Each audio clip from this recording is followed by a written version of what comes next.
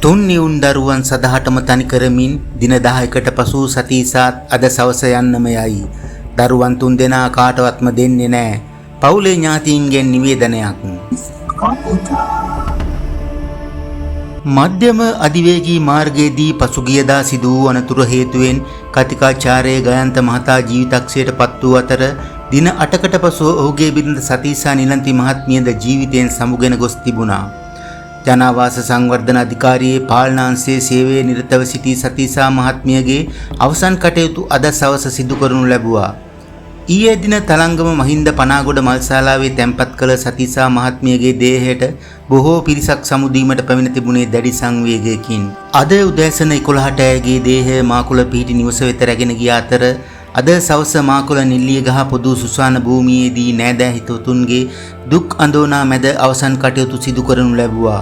මවත් පියාත් අහිමි වූ තනි වූ දියුණු දරුවන් තිදෙනාගේ වගකීම කිසිවෙකුට බාර නොදෙන බවත් ඔවුන් විසින් දරුවන්ගේ වගකීම බාර ගන්නා බවත් එහිදී පවුලේ ඥාතීන් විසින් දන්වා තිබුණා.